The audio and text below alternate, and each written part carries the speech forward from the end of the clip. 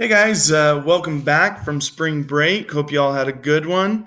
I had a great one. I was able to get out of town. Went on that little cruise from Long Beach, California to Catalina Island, over down to Ensenada, Mexico, and then a day at sea. It was great. I had no service for my cell phone. Nobody could get a hold of me. I couldn't check emails. So it was a really great time for me just to kind of reset, recharge. Hopefully, you had another great experience like that, where you could kind of reset, recharge, or maybe get caught up. So here we are today. We're on quarter 2, module 3, emotional health. So how perfect to follow up with emotional health after we just had this nice break. For us to kind of reset and hopefully take care of ourselves a little bit and our emotional health. So a couple assignments this week is the personal growth and development, as well as the stress inventory assignment. So talking about kind of the mind and body connections, how you affect your health. Now, maybe in your health classes, you remember that like health triangle, where one side is physical, one side is mental, emotional, and the other is social. And remember that those things are all connected, and those things all make up our personal health and our wellness. Now, anytime that we have something affect one of the sides of the triangles, it's going to affect the other sides as well. So talking about our mind and body connection, we're going to kind of talk about some stress. Okay. And so kind of what is stress? How does it affect us? And how does it affect us physically? And how can our physical actions affect our emotional well-being? Maybe let's see. We'll watch this little video here, hopefully. Okay, and take a look at some of the things that, may cause this guy some stress, and how did he handle it? Did he handle it well? Or what could he have done better? So here he is. He's printing something out. Looks like it's a bad copy. Print something else out. No, not what he wanted. Goes back to his computer. He's going to try to print it again.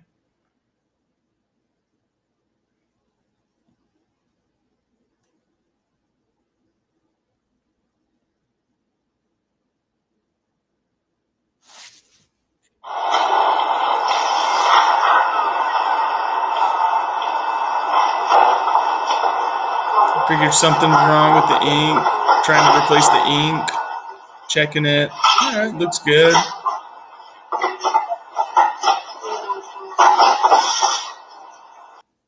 All right, so obviously this guy had some stress going on, and did he handle it well? Obviously not.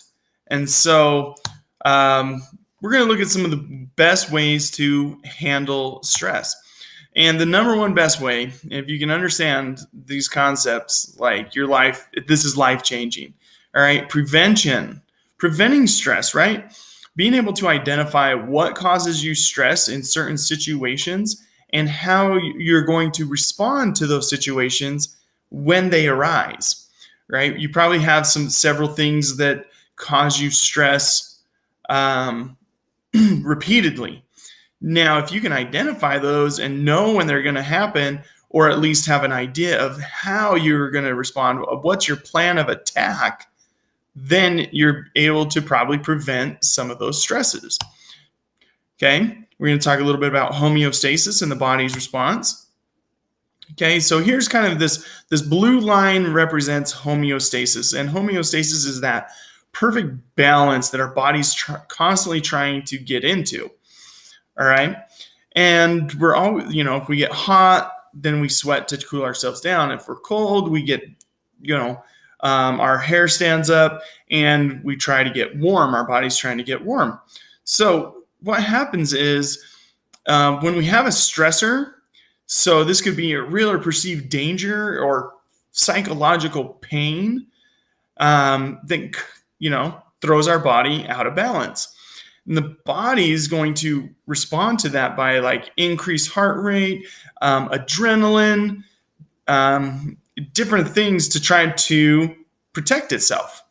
And so we're able to resist a lot of the stressors, but eventually our body kind of wears out. The adrenaline wears off, and that stressor can cause us exhaustion. Imagine feeling stressed out. How do you feel after a long time of being stressed out? Usually you're pretty tired. Now, if we don't learn how to handle our stress to help our body return to homeostasis, okay, that leads to illness and, could potentially even lead to death, because think of it like if we are sick, that's another stressor. And if we don't take care of that, it just continues body stress until our body just can't handle it anymore. And eventually it will stop working. Sorry. And so it's important that we learn how to manage our stressful situations, whether that's eustress is good stress, or distress, which is bad stress. Okay. Now, this is the number one key thing, is perception. Okay. So perception is a way you view something. Okay. And how you see it. Are you going to see it as, a stepping stone to get better? Or are you going to see it as like, oh, this is crushing me? So our perception is, can we be optimistic about maybe the challenges that we have? Or are we going to be pessimistic and find the negative in all the things that we do? And you got to understand that nothing in life is automatically stressful, because everything in life, people react differently. So that event isn't stressful. It's people's reactions to those events or to those situations or to those elements that creates stress. Some people say life is stressful. The life events are stressful. Other people will say like, no way, like life is great. Nothing in my life is stressful. Maybe you look and you say like, oh, this class is so boring. Mr. Robolato is so boring. Well, no, that's not true. I'm not exciting. I'm not engaging. I'm not boring. I'm nothing. I'm just a teacher teaching class. But it's your perception, because some kids in the class might say, hey, I really like this. And other kids might say, I really dislike this, but it's the same thing. Okay. This test is stressing me out. Homework stresses me out.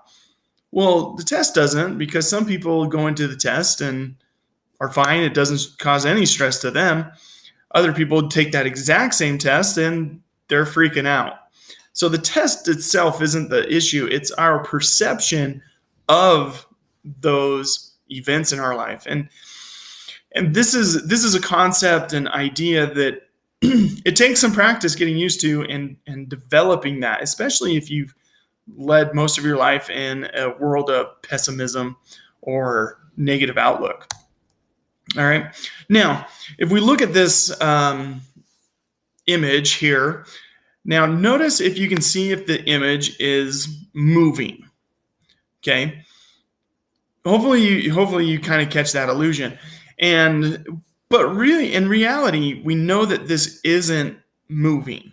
Okay. This is just a bunch of standstill colors and shapes and patterns that our brain actually is interpreting as movement. But we know that it's not moving. Okay. So some of you may see the woman's face. Okay. Some of you might see a man playing a saxophone. Depends on where our focus is. If we focus on this white space right here, you'll notice that here's the woman's eyes. Here's her nose. Here's her lips. This is her cheek, her chin, down into her neck. But if you focus on the black, you'll notice that like this is like a cartoon character guy. He has a big, forward hair flow, big nose, and he's playing this saxophone down here. Here's his legs and his back. Okay, so again, our perception, our focus, where is our focus? Kind of can trick our brain into thinking things that maybe aren't necessarily there. This one's always a good one. How many legs does this elephant have? Because if I count the feet, I might say 1, 2, 3, 4, 5 feet. But if I count the legs, 1, I'm thinking 2, 3, 4, but yet, these look like legs as well. So some say 8, some say 6. I've never gotten an entire unanimous answer to this question. Taking a look at this one. Okay, this is just a standstill image with standstill patterns. It's not a GIF. It's not a video. It's not animated in any way. But our brains are looking at it and saying that, hey, there's movement here. Our brains can trick us. Same thing with, if we look at a situation and say like, oh, this is so stressful. But isn't that just our brain telling us that it's stressful? Can't we look at that situation and say, you know what? I know that it's really not that stressful. Okay. Or, hey, it's just my brain interpreting it as stressful. I can look at this in a different way, in a positive way, right? Just as we can look at this image and say, hey, it looks like it's moving, but I know that my brain is just tricking me into thinking it's moving. But I know in all reality that it's really not. And so depending on where I put my focus is going to change where that movement occurs or doesn't occur. Same, another one here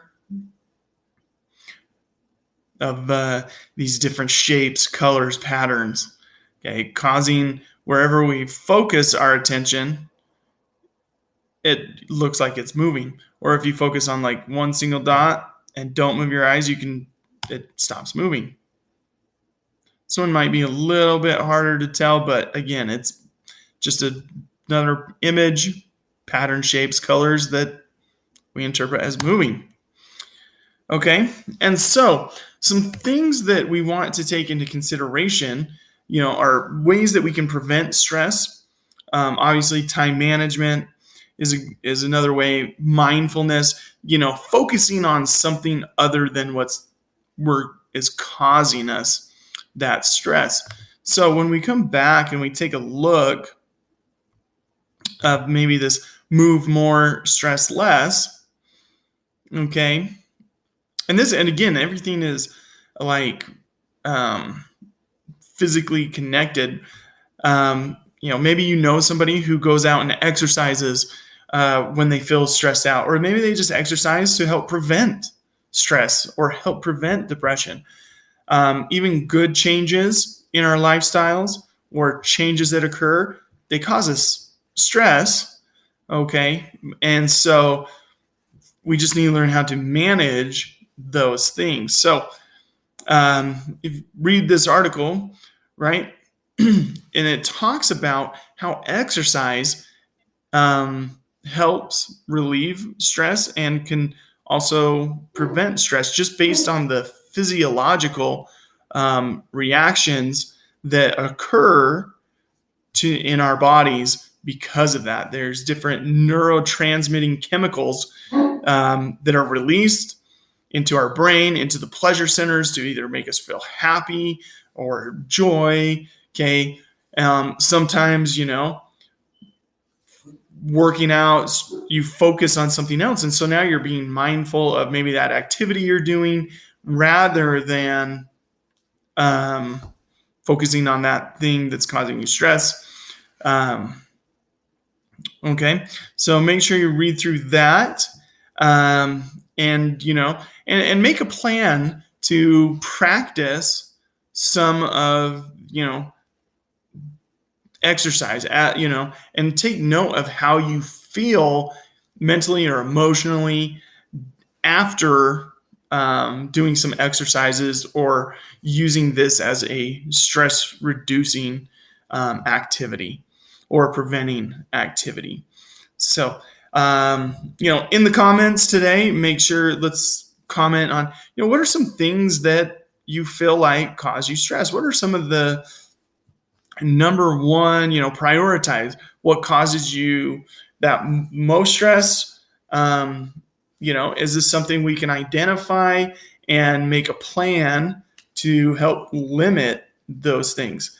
And we should be good to go. So, thanks, guys, and we'll talk to you next week. If you have any questions about these assignments, let me know. They really don't take that long this week, so should be able to get these done fairly quickly.